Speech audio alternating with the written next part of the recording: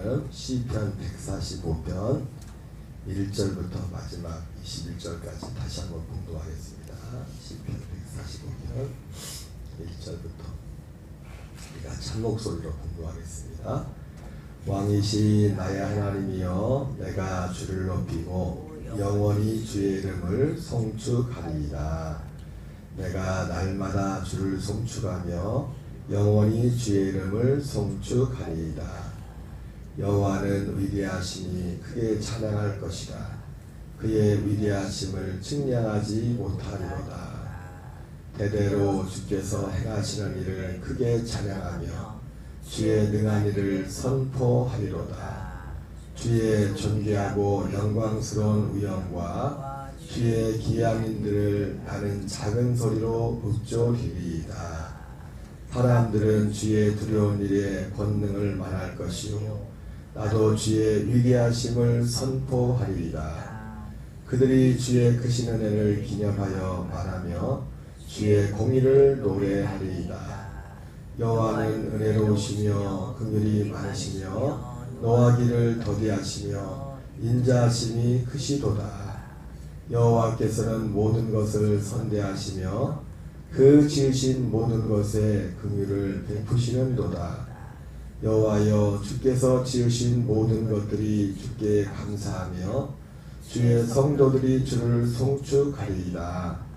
그들이 주의 나라의 영광을 말하며 주의 업적을 일러서 주의 업적과 주의 나라의 위엄 있는 영광을 인생들에게 알게 하리이다. 주의 나라는 영원한 나라이니 주의 통치는 대대에 이르리이다. 여호와께서는 모든 넘어지는 자들을 붙드시며 비굴한 자들을 일으키시는도다. 모든 사람의 눈이 주를 앙망하오니 주는 때를 따라 그들에게 먹을 것을 주시며 모든 생물의 소원을 만족하게 하시나이다. 여호와께서는 그 모든 행위에 의로우시며 그 모든 일에 은혜로우시도다. 여호와께서는 자기에게 간구하는 모든 자, 곧 진실하게 간구하는 모든 자에게 가까이 하시는도다. 그는 자기를 경외하는 자들의 소원을 이루시며 또 그들의 부르짖음을 들으사 구원하시리로다. 여호와께서 자기를 사랑하는 자들은 다 보호하시고 악인들은 다 멸하시리로다. 내 입이 여호와의 영예를 말하며 모든 육체가 그의 거룩한 이름 영원히 송축할지로다. 아멘. 할렐루야. 오늘은 어제 이어서 본문의 말씀을 중심으로 광야에서 만난 왕이신 하나님이란 제목으로 말씀을 전하겠습니다. 어제 말씀을 드렸던 것처럼 왕이신 하나님이라고 할 때 그 다윗이 그 하나님에 대한, 또 어제 요한복음의 말씀을 통해서 말씀을 드렸지만은 오병이의 기적의 자리에서 많은 사람들이 예수님을 임금을 삼으려고 했던 거죠. 왕으로 삼으려고 했었죠. 그 벳세다 들녘에서 예수님을 왕으로 삼으려 했던 그 예수 그리스도에 대한 그들의 인식과 가버나움 회당에서 그 생명의 말씀을 듣고 영생의 말씀이 주께 있으면 내가 네게로 가오리까, 똑같은 기적 앞에서 그 자기들의 먹을 것을 보장해 줄 그분을 왕으로 삼으려 했던 그 사람들의 예수님에 대한 인식과 똑같은 기적 앞에서 주여 나는 죄인입니다, 나를 떠나서서 말했던 베드로의 인식은 전혀 다른 것이라 했습니다. 주님은 같은 분인데 그 예수님을 인식하는 그 자리가 너무 달랐죠. 네.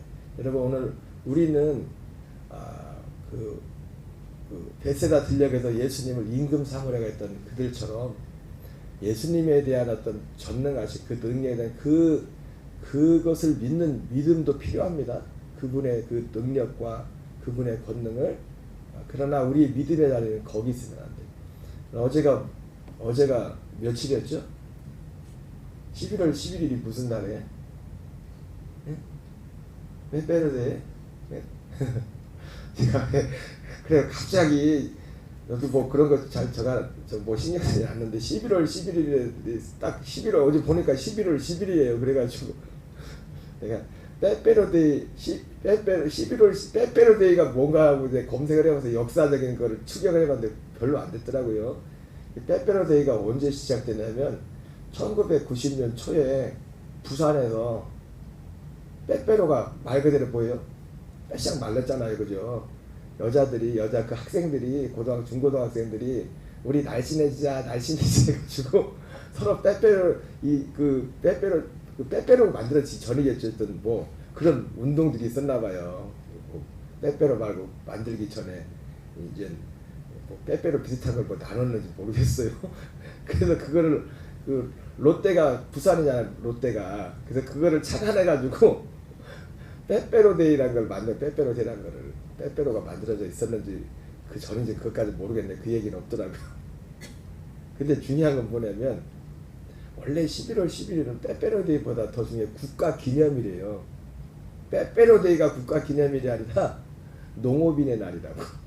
근데 11월 11일이 농업인의 날이라는 사람 아는 사람 있어요? 벌써 사모님도 11월 11일이 뭐야 그러니까 빼빼로데이라고 그러잖아. 근데 빼빼로데이가 중요해요. 사실은 의미 있어. 농업인의 날이 좀 중요해요. 농업인의 날이 훨씬 중요하죠. 그것도 국가기념일이라고. 저도 어제 검색해봤으니까 알았지. 11월 11일이 국가기념일 농업인의 날이라고 알고 있는 사람은 거의 없을 거예요. 농사하시는 분들조차도. 밭에 가서 논에 가서 일하시는 분들조차도 11월 11일은 농업인의 날이다. 권사님 처음 들었죠? 알고 있었어요?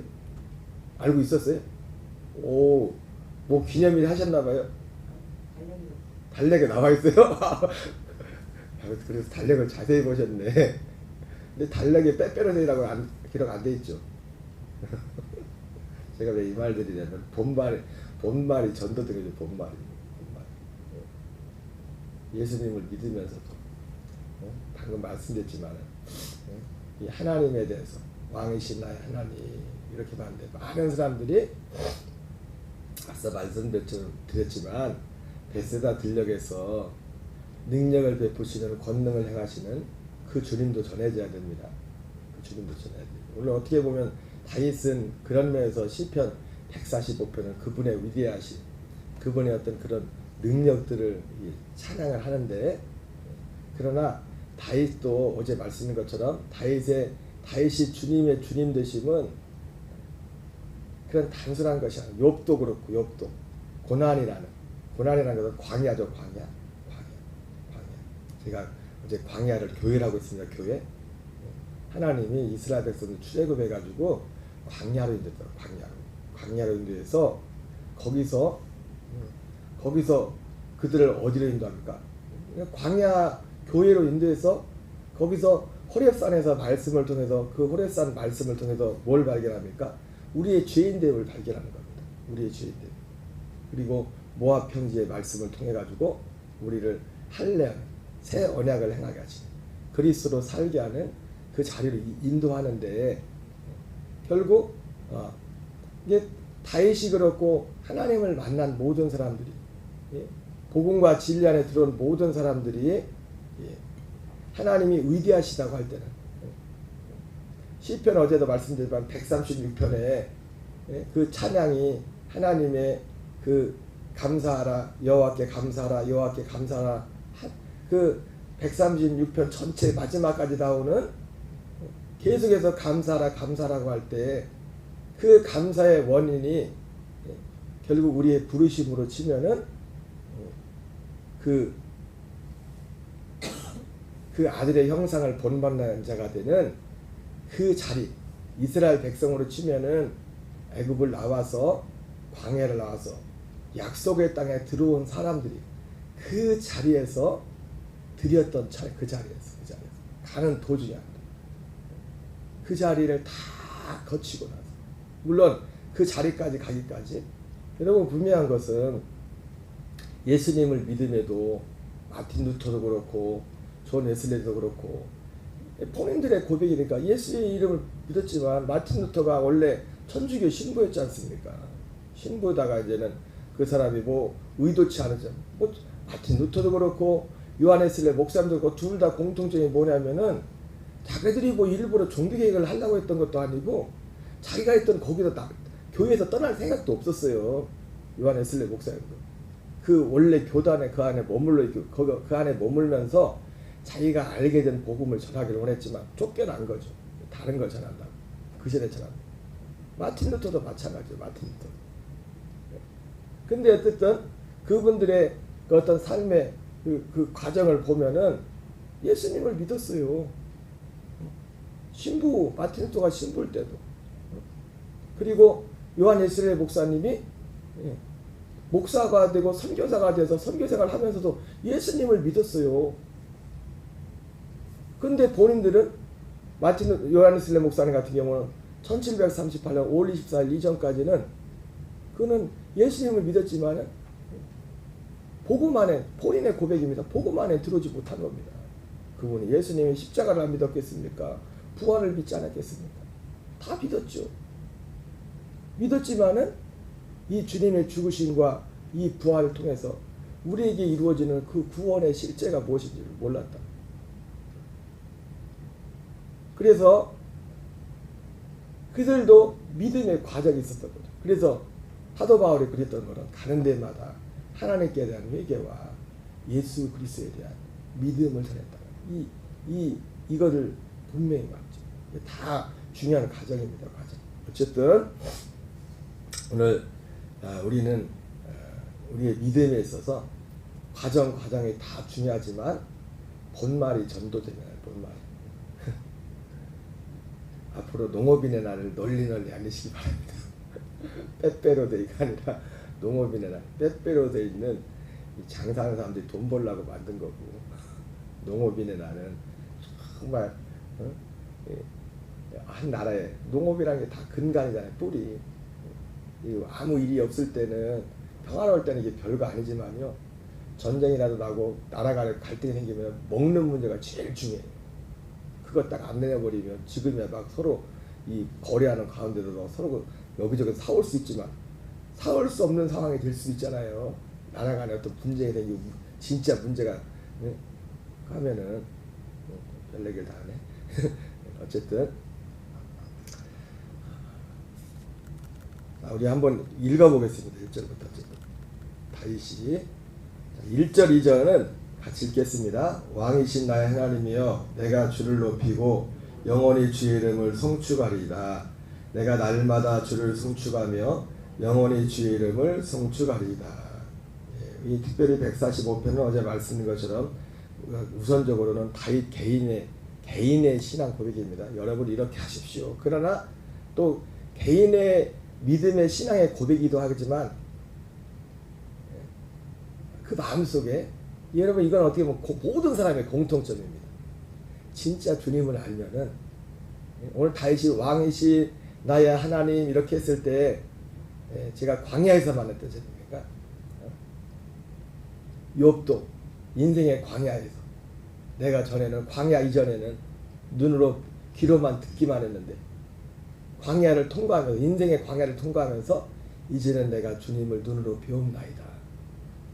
바로 그 자리에서 광야를 통과하기 전에 만났던 그 하나님과 같은 하나님이지만은 광야에서 만난 그 하나님하고는 광야에서 만난 하나님은 그 이전에 만난 하나님을 포함하는 거죠. 이게 다 내용이 포함되어 있죠. 그러나 광야를 통과하기 전에 광야 이전에 만났던 광야에서 만난 그 진짜 하나님은 그 하나님의 모습을 모르는 거예요. 그 하나님의 모습. 날마다 이 욥이 아니 다윗이 지금 하나님을 왕이신 하나님이라고 하는데 어쨌든 그 과정에 어쨌든 하나님을 찬양하는 이 사람들의 공통적인 특징이 뭐냐면 개인적인 신앙 고백을 하는 것 같지만은 그 마음에 항상 나타나는 게 뭐냐면 그 속에 머무는 게 그래서 오늘 145편에도 보면 마지막 절에 그렇게 나와요. 마지막 절에 내 입이 여호와 영예를 말하며 모든 육체가 그의 거룩하신 이름을 영원히 송축할지로다. 이게 무슨 말이냐면 어떤 한 개인이 누가 됐든지 간에 이 145편은 136편과 차이가 있댔죠. 136편은 어떤 공동체적인 실제로 공동체적으로 같은 신앙의 이 역사적 배경을 가진 이스라엘 유대 공동체를 향해서 어떻게 보면 권면하는 그런 의미였다면 이 145편은 어떻게 보면 지극히 다윗 개인적인 하나님을 향한 찬양이란 말입니다. 그럼에도 불구하고 이것이 개인에게서 머무는 게 아니라 진짜 하나님을 알게 되면 그 사람 속에 나타나는 가장 큰 소원은 뭐냐면 적어도 내가 만난 하나님, 적어도 내가 아는 만큼, 적어도 왜 우리는 계속 자라가고 있는 과정입니까? 그 하나님을 나만 내가 아는 데서 끝나지 않고 다른 사람, 모든 사람들이 알기 원하는.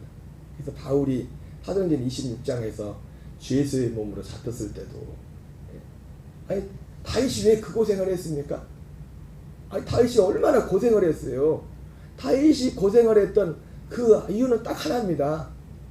내가 이렇게 고생하는 것 외에, 내가 이렇게 죄의 몸으로 묶여있는 것 외에는 여러분들도 다 나와 같이 되기 원합니다. 다 나와 같이 되기 원합니다. 인간적으로 단지 이건 단지 인간적으로 내 행동을 본받으라 그런 것 이전에 나와 같이 되기를 원한다는 건 뭡니까? 내가 만난 하나님, 내가 알게 된 이 하나님을 여러분들도 다 알길 원합니다. 그래서 이 하나님을 만난 사람들은 그 공통점, 진짜 하나님, 우리가 특별히 이 하나님은 누구를 통해 만납니까? 어제 부른 찬양, 오늘 부른 찬양은 다르죠. 어제는 똑같은 145편을 본문으로 왕이신 나의 하나님 이 찬양이 있고요. 이 복음성가가 오늘 불렀던 거는 왕이신 하나님 높임을 받으소서. 근데 그 왕이신 하나님 오늘 부른 찬양은 그 후렴에 뭐가 나옵니까? 그리스도 진리로 다스리네. 예수 그리스도를 통해서 다스리신, 그리스도 통해서 만나는 하나님.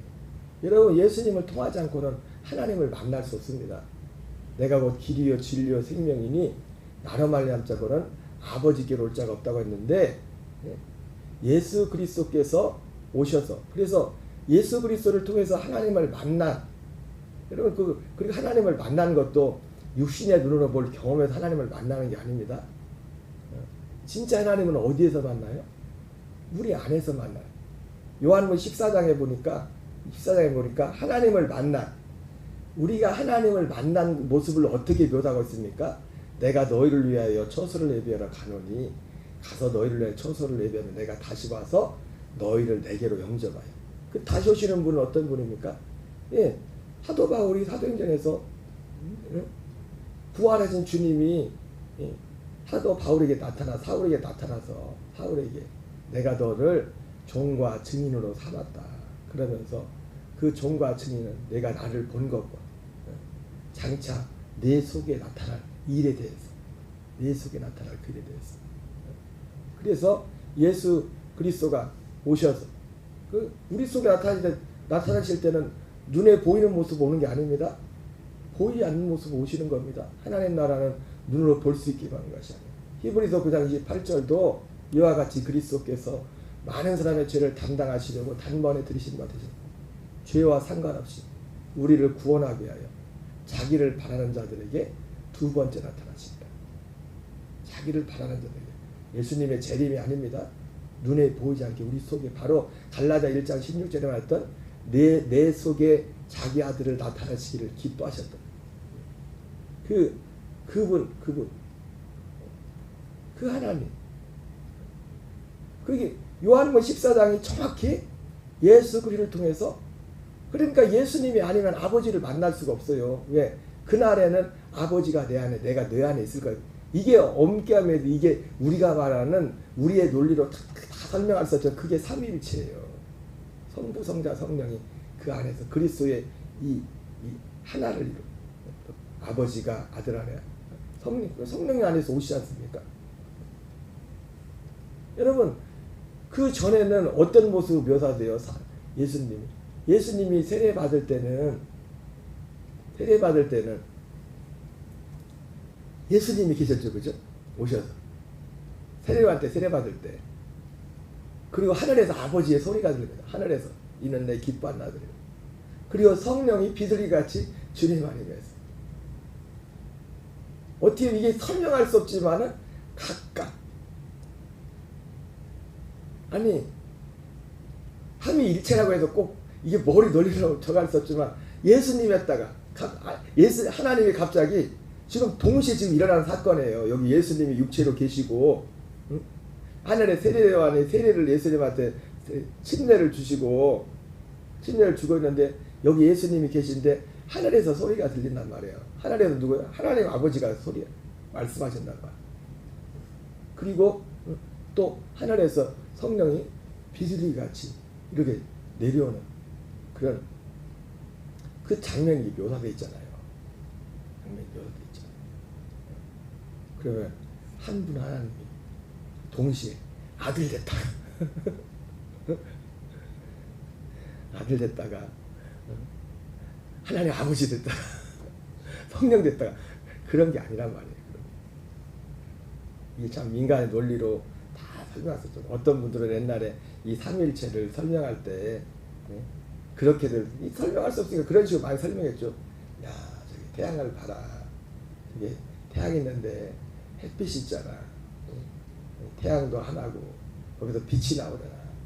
빛이 나오는데 또 우리에게 딱 뜨겁잖아. 우리에게 닿으면. 그런 식으로 뭐 삼위일체를 설명하기도 하고 물을 봐라. 물이 가만히 있지만 물이 얼으면 얼음이 되고 또 보면 수증기가 되고 이런 거를 보통 이제는 양태론이라고 이렇게 있다. 이게 설명이 안 돼.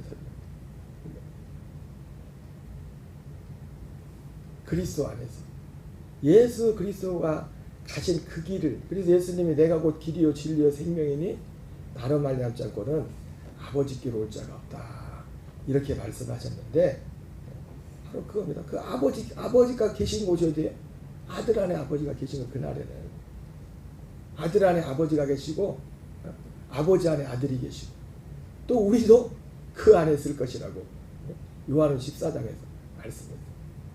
이거는 참 하나님의 비밀 중에 비밀이죠. 비밀 중에 비밀.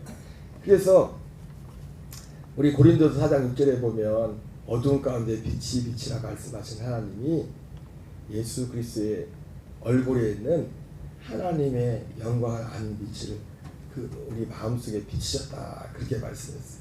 그러니까 궁극적으로 다윗 하나님의 오늘 시편 145편은 다윗이 이런 하나님의 위대하신 하나님의 능력을 찬양하는데 결국 하나님의 능력과 위대하심도 어두운 가운데 빛이라 말씀했던 그 하나님 우리가 이 땅의 물질 세계 역사하시는 능력의 하나님이죠. 그 하나님이 예수 그리스도의 얼굴에 있는 하나님의 아들의 영광을 아는 빛이 그 마음에 비치셨다는 말씀과 같이 이 복음을 이루시는 그 자리에서 하나님의 말씀이 완성되고 주님의 진정한 위대하심은 아들 예수 그리스도를 통해서 드러나는 줄 믿습니다. 어쨌든 오늘 이 다윗은 날마다 왕이신 하나님 내가 날마다 주를 송축하며 영원히 주의 이름을 송축하리이다. 3절에 보면 여호와는 위대하시니 크게 찬양할 것이다. 그래서 3절부터 7절까지는 하나님의 위대하심에 대해서 찬양을 합니다. 여호와는 위대하시니 크게 찬양할 것이다.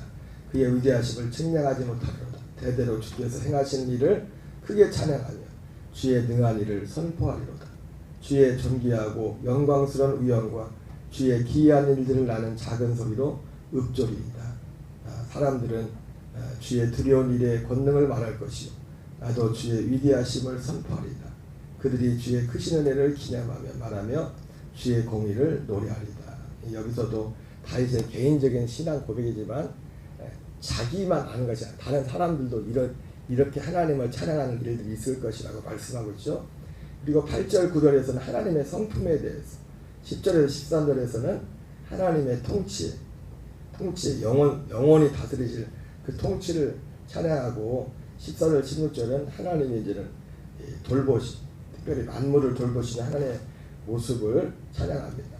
그리고 하나님의 의로우심과 인자하심을 이렇게 찬양하는데 여러분 결국 이 하나님대로 우리를 결국 어디로 인도하는 거냐면은 그리스도께로 인도하는 겁니다.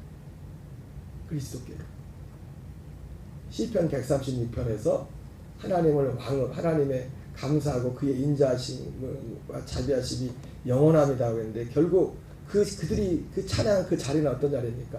세상에서 애굽에서 있다가 광야로 와서 광야를 통하여서 약속의 땅에 들어와서 그 자리에서 하나님 앞에 드렸던, 그 자리를 통과한 사람들이 드렸던 찬양입니다. 그 자리에서 우리의 삶 가운데 이 하나님, 왕이신 나의 하나님, 다윗이 처음에는 자기의 개인적인 신앙 고백으로 신앙을 갖았지만은 결국 다윗의 마음속에도 감출 수 없는 하나님을 만난 사람들의 모든 공통점을 보내면 적어도, 그리고 또 멀리 갈 것 없이 제일 가까이부터 내 부모님, 내 형제, 내 아들, 딸부터 내가 만난 이 하나님을 알기를 원한다. 이분을 높이는 자가 되기를 원한다. 이것이 가장 자연적인, 누가 어떤 사람이 됐든지 간에 이 왕이신 하나님을 왕으로, 진짜 주님을 왕으로 모신 사람들의 마음속에 있는 본능적인 그것은 뭐냐면, 여러분들도 나와 같이 되길 합니다. 인간 아무개를 닮으라는 게 아니라 내가 알고 있는 인간 아무개는 여전히 허물투성이거든요. 그나마 이 정도인 것은 왕이신 그분을 만났기 때문에, 그분을 알기 때문에. 오늘 이 한날도 저 여러분들의 삶에 이 주님이 빼빼로데이, 농업인의 날을 빼빼로데이로 전도하는 그런 신앙이 아니라, 그런 것처럼 우리 신앙의 세계도 그런 일들이 얼마든지 일어나고 있어요. 진짜 하나님이 아닌 다른 데서 예수님이 말했던 것처럼 그 하나님을 전하는, 그 하나님과 함께 사는, 승리하는, 그리고 우리 일상의 삶에도 우리가 기도할 때 주님의 능력이 나타나는 은혜가 있기를 바랍니다. 우리 기도